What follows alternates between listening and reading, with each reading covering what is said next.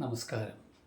ഗുരുനാഥൻ തുണ ചെയ്ക സന്തതം, തിരുനാമങ്ങൾ നാവിന്മേലെപ്പോഴും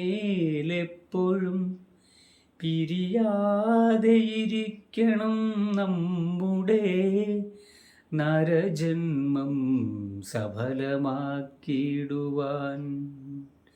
കൃഷ്ണ കൃഷ്ണ മുകുന്ദ ജനാർദ്ദന, കൃഷ്ണ ഗോവിന്ദ നാരായണ ഹരേ, അച്യുതാനന്ദ ഗോവിന്ദ മാധവ, സച്ചിദാനന്ദ നാരായണ ഹരേ.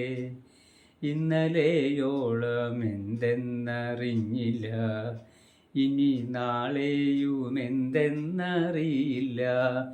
ഇനി കണ്ട തടിക്കു വിനാശവും എന്ന നേരമിന്നേതുമറിയില്ല.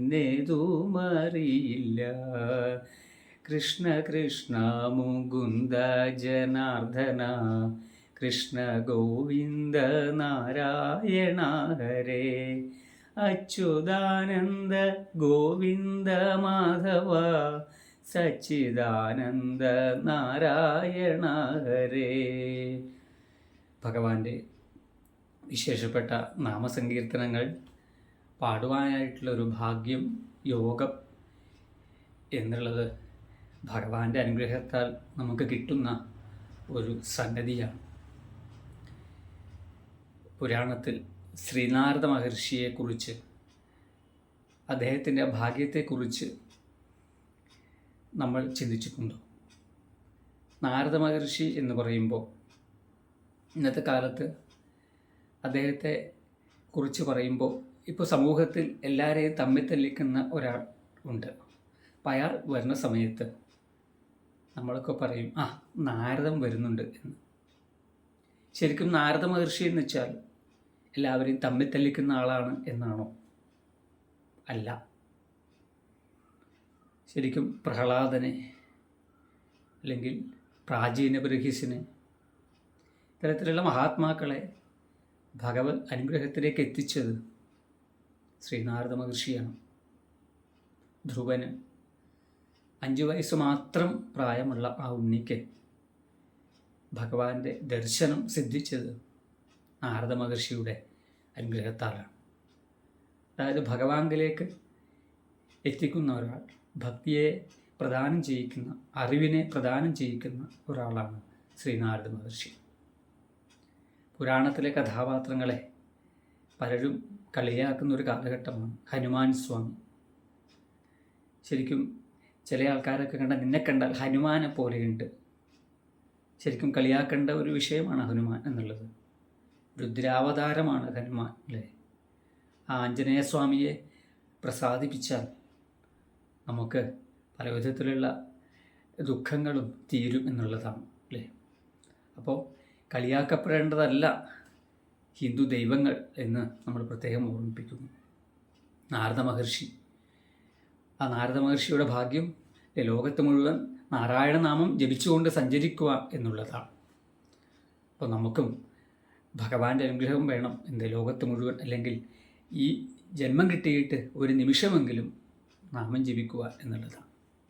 ഈ മനുഷ്യജന്മം എങ്ങനെ വിനിയോഗിക്കണം എന്ന് പലർക്കും അറിയില്ല. ഒരാൾക്കൊരു റേഡിയോ കിട്ടി, അയാൾ എന്ത് ചെയ്തു? നേരെ അത് പ്ലഗിലങ്ങ് കുത്തി റേഡിയോ അങ്ങ് കത്തിപ്പോയി. ഇയാൾ എന്ത് ചെയ്തു? ഈ റേഡിയോ കൊണ്ട് വാങ്ങിച്ച കമ്പനിയിൽ പോയി ഈ സംഗതി കാണിച്ചു കൊടുത്തു. അപ്പോൾ അവർ പറഞ്ഞു, ഈ ഒരു മെനു നിങ്ങൾക്ക് തന്നിട്ടുണ്ട്, ഈ റേഡിയോ എങ്ങനെ ഉപയോഗിക്കണം എന്നുള്ളത്. ഇത് നേരെ കറണ്ടിൽ കുത്തി 220 വാട്ട്സ് അതിലേക്ക് കൊടുത്താലോ പൊട്ടിത്തെറിക്കും. ഇതിനാകെ 3 വാട്ട്സേ വേണ്ടൂ, അല്ലേ? സാധാരണ ബാറ്ററിയിലൊക്കെയാണ് റേഡിയോ പ്രവർത്തിപ്പിക്കേണ്ടത്. നിങ്ങളത് ചെയ്തില്ല, നേരെ കൊണ്ട് കറണ്ട് കുത്തി റേഡിയോ കത്തിപ്പോയി. അപ്പോൾ നമുക്ക് മനുഷ്യജന്മം എങ്ങനെ ഉപയോഗിക്കണം എന്ന് പറഞ്ഞു തന്നിട്ടുണ്ട്. അപ്പോൾ ആ തരത്തിൽ ഉപയോഗിക്കാതെ കണ്ട് ഈ ജന്മം ഇങ്ങനെ ആയിപ്പോയല്ലോ എന്ന് ദുഃഖിച്ചിട്ട് കാര്യമില്ല. ഈശ്വരനെ ആരാധിക്കാനും ഈശ്വരനാമം ജപിക്കുവാനൊക്കെയാണ് നമുക്ക് ഈ ശ്രേഷ്ഠമായിട്ടുള്ള മനുഷ്യജന്മം തന്നിട്ടുള്ളത്. ഏതായാലും അതിനൊക്കെ എല്ലാവർക്കും ഭാഗ്യമുണ്ടാവട്ടെ എന്ന് പ്രാർത്ഥിക്കുന്നു, അല്ലേ? നമ്മളൊക്കെ ജീവിതത്തിൽ പല വിധത്തിലുള്ള ലൗകികമായിട്ടുള്ള ലക്ഷ്യത്തിന് വേണ്ടി അഹോരാത്രം പരിശ്രമിക്കുന്നവരാണ്. എന്നാൽ നമ്മുടെ വിശേഷപ്പെട്ട ഈ മനുഷ്യജന്മത്തിൻ്റെ ലക്ഷ്യം ഈശ്വരപാദത്തിൽ എത്തിച്ചേരുക എന്നുള്ളതാണ്. അപ്പോൾ ആ ഒരു ലക്ഷ്യം തിരിച്ചറിഞ്ഞ് നമുക്ക് ഈ ജന്മം മുന്നോട്ട് കൊണ്ടുപോകാൻ സാധിക്കണം. അതിനുതകുമാറാകട്ടെ ഈ സത്സംഗത്തിൽ മറ്റും പങ്കെടുക്കുക എന്നുള്ളതും, ക്ഷേത്രദർശനം എന്നുള്ളതും, കുടുംബത്തിലെ നാമം ജപം എന്നുള്ളതും എന്നൊക്കെ പ്രാർത്ഥിച്ചുകൊണ്ട് ഈ ഒരു പ്രഭാഷണം നിങ്ങൾക്ക് വേണ്ടി സമർപ്പിക്കുന്നു. കായേന വാച മനസേന്ദ്രിയർവാ ബുദ്ധ്യാത്മനാ വാ പ്രകൃതേ സ്വഭാവ കരോമി യത്യത് സകലം പരസ്മൈ നാരായണായേതി സമർപ്പയാമി.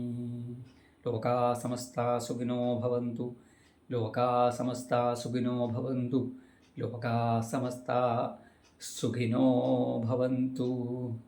എൻ്റെ ഈ ചാനൽ നിങ്ങൾക്ക് ഇഷ്ടമാവുകയാണെങ്കിൽ തീർച്ചയായും ലൈക്ക് ചെയ്യുക, സബ്സ്ക്രൈബ് ചെയ്യുക. അതുപോലെ നിങ്ങളുടെ അഭിപ്രായങ്ങൾ ഈ വീഡിയോയുടെ താഴെ രേഖപ്പെടുത്തുക. എല്ലാ സജ്ജനങ്ങളെയും ഭഗവാൻ അനുഗ്രഹിക്കട്ടെ. നമസ്തേ.